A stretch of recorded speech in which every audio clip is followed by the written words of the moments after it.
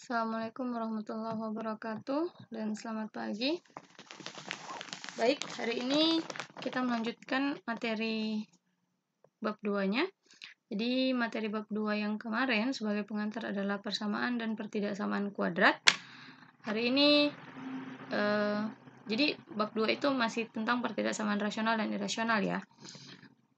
Hari ini penjelasan sedikit masuk ke pertidaksamaan rasional.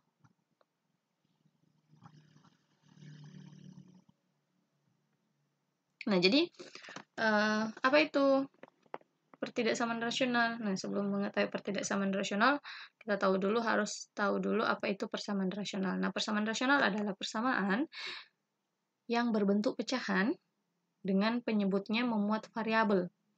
Jadi kan pecahan itu ada pembilang dan penyebut. Nah, jika hanya pembilang saja yang memuat variabel itu bukan persamaan rasional. Tetapi apabila penyebutnya yang memuat variabel atau kedua-duanya, jadi pembilang dan penyebutnya memuat variabel, itu baru dinamakan persamaan rasional. Jadi apabila tanda persamaannya atau tanda sama dengannya dirubah dengan tanda ketidaksamaan, contohnya kurang dari, lebih dari, kurang dari sama dengan, lebih dari sama dengan, maka persamaan tersebut menjadi pertidaksamaan rasional. Nah, sebelum kita memasuki materi pertidaksamaan rasional, ada materi pengantar lainnya selain persamaan dan pertidaksamaan kuadrat. Apa itu? Yaitu pertidaksamaan polinomial. Nah, apalagi ini pertidaksamaan polinomial? Nah, pertidaksamaan polinomial adalah pertidaksamaan polinomial satu variabel itu adalah pertidaksamaan yang memiliki satu variabel dengan pangkat variabel berupa bilangan asli dan pangkat tertingginya lebih dari 2. Jadi kan kemarin kalau ada namanya persamaan linear. Persamaan linear itu persamaan yang pangkat tertingginya 1 gitu ya. Kemudian persamaan kuadrat. Persamaan kuadrat itu adalah persamaan yang memuat satu variabel dengan pangkat tertinggi 2.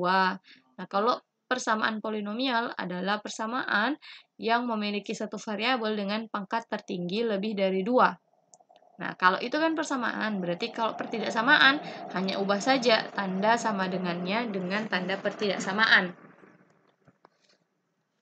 Nah, bentuk umumnya apa? Bagaimana? Bentuk umum pertidaksamaan polinomial itu seperti ini. Jadi, an x pangkat n ditambah an kurang 1. Jadi, dia menurun ya. Jadi, dari yang tertinggi, pangkat tertinggi, baru pangkatnya dikurang 1, baru pangkatnya dikurang 2, dan seterusnya.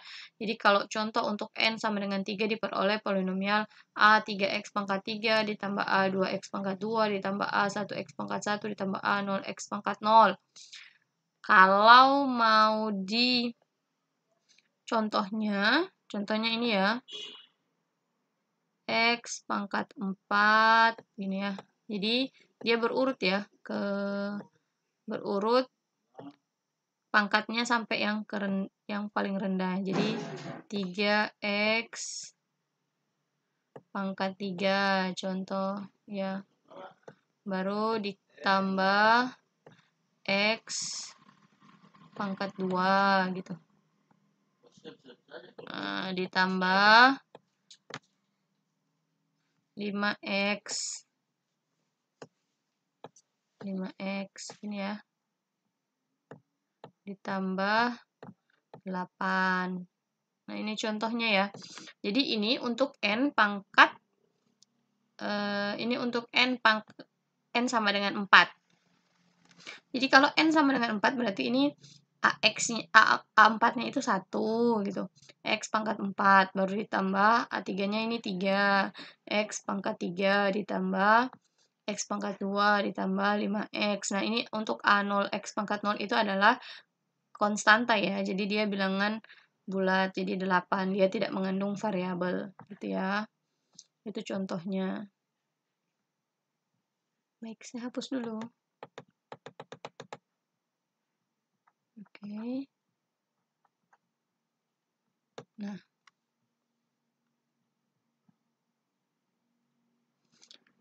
Baik. Nah, jika Px suatu polinomial berderajat n, maka bentuk umum pertidaksamaan polinomialnya yaitu px kurang dari 0, px lebih dari 0, px lebih dari sama dengan 0, dan px kurang dari sama dengan 0. Untuk menyelesaikan pertidaksamaan polinomial, ada langkah-langkah yang harus kalian perhatikan.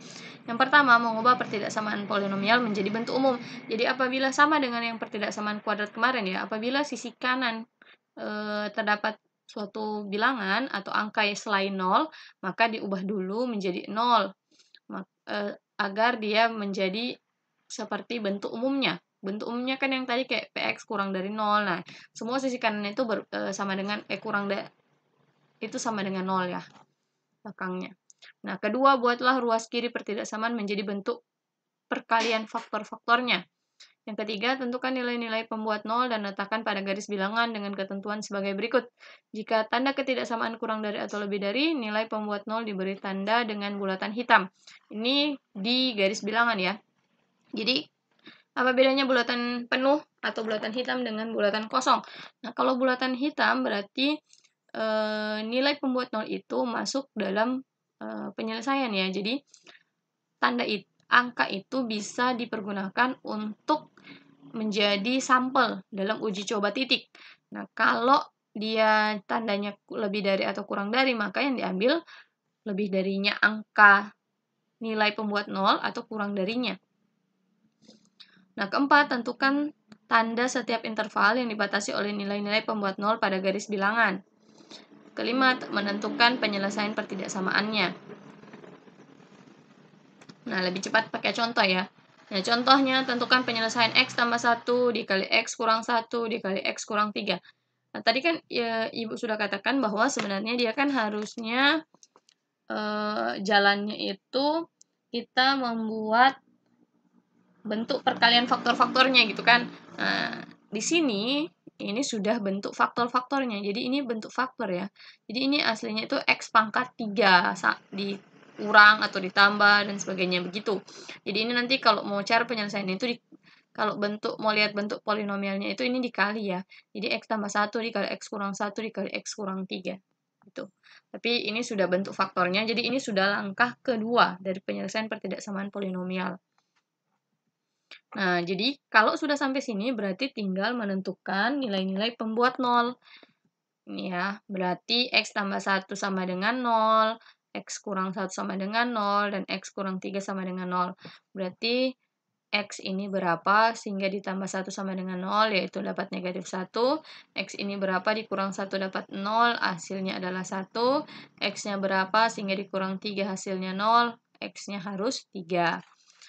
Nah, titik-titik ini kita bawa ke garis bilangan. Karena tandanya kurang dari, maka harusnya bulatannya penuh. Nah, ini garis bilangannya. Bulatannya kosong, maaf. Karena tandanya kurang dari, maka bulatannya kosong. Gini ya. Nah, kita bulat, tapi kosong, tidak diisi gitu. Nah, itu maksudnya ya. Nah, bagaimana cara menentukan? Ini kan daerahnya berarti dari garis bilangan ini dia dibagi menjadi 4 partisi. Yang pertama adalah x kurang dari negatif 1. Jadi partisinya terbagi menjadi 4 dari satu garis bilangan, yaitu x kurang dari 1, x kurang dari negatif 1, maaf. Baru yang kedua yaitu x lebih dari negatif 1 kurang dari 1. Kemudian ada x lebih dari 1 kurang dari 3. Dan x lebih dari 3.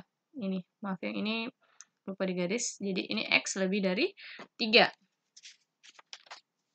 Nah, kemudian berarti yang akan kita uji coba adalah 4 interval ini. Jadi yang pertama adalah x kurang dari negatif 1, kita bisa ngambil angka berapa saja. Jadi kita bisa ambil yang terdekat yaitu x sama dengan negatif 2. Kemudian antara negatif 1 dan 1 kita bisa ambil x sama dengan 0. Kemudian antara 1 dan 3 kita bisa ambil x sama dengan 2. Di antara lebih dari 3 kita bisa mengambil x sama dengan 4 sebagai titik sampel. Nah, lebih mempermudah kalian, kita bisa menggunakan tabel. Jadi seperti ini. Jadi titik ujinya kan tadi ada X tambah 1, X kurang 1, X kurang 3. Nah, kita kalikan semuanya ini ya. Jadi kita hanya melihat tanda positif dan negatif dari hasil perhitungan ketika kita substitusikan titik uji. Jadi pertama, titik uji yang kita ambil kan negatif 2. Nah, ketika kita substitusikan ke X tambah 1, itu kan yang di faktor pertama kan X tambah 1. Berarti X-nya diganti dengan negatif 2. Nah, X-nya diganti negatif 2, berarti negatif 2 tambah 1 hasilnya bilangan negatif, karena hasilnya negatif 1.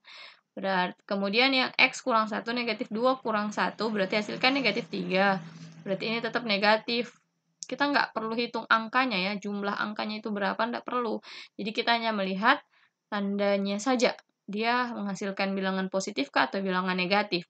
Kemudian negatif 2 kurang 3, dia menghasilkan bilangan negatif 5. Berarti ini bilangan negatif yang dihasilkan. Nah, ingat kembali di eksponensial bahwa Ibu sudah jelaskan bahwa ketika kalian mendapatkan suatu bilangan negatif, kemudian dia dikalikan sebanyak ganjil ya, atau pangkatnya ganjil seperti itu. Contohnya seperti itu, maka hasilnya akan tetap mendapatkan hasil bilangan negatif. Nah, sama dengan ini. Ketika kita kalikan, ini kan bilangan negatifnya 3 kali nih. Berarti dia akan tetap menghasilkan bilangan negatif. Kenapa? Karena kalau kalian kalikan coba bilangan negatif 1, ini contohnya di sini negatif 1, ini negatif 1, berarti menghasilkan positif 1. Dikalikan bilangan negatif lagi, dia akan menghasilkan bilangan negatif juga. Gitu. Jadi, kalau bilangan negatifnya 3 kali seperti ini, maka menghasilkan bilangan negatif. Gitu ya. Nah, yang kedua, di titik uji coba yaitu X sama dengan 0, maka ini akan menghasilkan bilangan positif, sisanya menghasilkan bilangan negatif. Karena bilangan negatifnya berjumlah genap atau ada 2, berarti dia akan, kalau kita kalikan ini, bilangan negatif dengan bilangan negatif menghasilkan bilangan positif, kemudian dikalikan bilangan positif akan tetap menghasilkan bilangan positif. Berarti dia akan menghasilkan bilangan positif. Begitupun untuk titik uji yang lainnya. Jadi yang kalian hanya lihat dia menghasilkan bilangan negatif kah atau bilangan positifnya. Jadi seperti itu. Kemudian masukkan dia ke garis bilangan. Nah, jadi untuk X kurang dari negatif 1, dia menghasilkan bilangan negatif. Jadi ini hanya titik uji, tapi ini menghasilkan untuk keseluruhan ya. Jadi, kalau kalian masukkan titik berapapun di kurang dari negatif 1, maka tetap akan menghasilkan bilangan negatif, gitu ya. Baru interval kedua menghasilkan positif, interval ketiga negatif, interval terakhir positif. Nah, biasanya kalau dalam garis bilangan seperti ini untuk uji titik seperti ini, dia akan berselang-seling ya. Jadi ketika sudah dapat pertamanya negatif, keduanya positif, lanjut lagi negatif, baru lanjut lagi positif seperti itu. Kalau di sini positif, biasanya di sini negatif, di sini positif, di sini negatif. Gitu. Tetapi tidak selamanya ya. Jadi tetap lebih bagus untuk uji semuanya. Karena kadang-kadang ada juga yang di depannya positif, kemudian positif lagi seperti itu ada. Tapi jarang didapatkan, jarang sekali. Tapi tetap ada, kadang-kadang ada. Baik, berarti kalau sudah diketahui tadi interval-interval ini bernilai positif atau negatif, tinggal kita tentukan bahwa kemarin sudah dijelaskan di pertidaksamaan kuadrat bahwa kalau tanda pertidaksamaannya kurang dari, maka yang kita ambil yang bernilai negatif. Berarti yang bernilai negatif adalah X kurang dari negatif 1 atau X lebih dari 1 kurang dari 3. Ini ya, dua interval ini yang bernilai negatif. Berarti 2 itulah yang menjadi penyelesaiannya. Seperti itu ya. Mudah-mudahan kalian bisa memahami. Jika ada yang kurang paham, silahkan bertanya. Ataupun kalian ingin meminta video call dengan Ibu, silahkan. Jadi terbuka ya. Jadi selama jam pelajaran ingin bertanya, dipersilahkan. Pakai voice call juga bisa. Mau minta Zoom juga bisa. Mau minta video call lewat WhatsApp juga bisa. Jadi dipersilahkan untuk yang mau bertanya. Nah, soal halaman 49 nomor 1 dan 2. Absen dan tugas yang sudah Ibu berikan ini untuk soalnya. Silakan kalian masukkan ke Classroom. Terima kasih untuk tetap mengikuti pembelajaran sampai akhir. Dan semoga kalian semua bisa paham dengan yang Ibu jelaskan. Jika tidak, seperti yang Ibu katakan tadi, bisa langsung bertanya.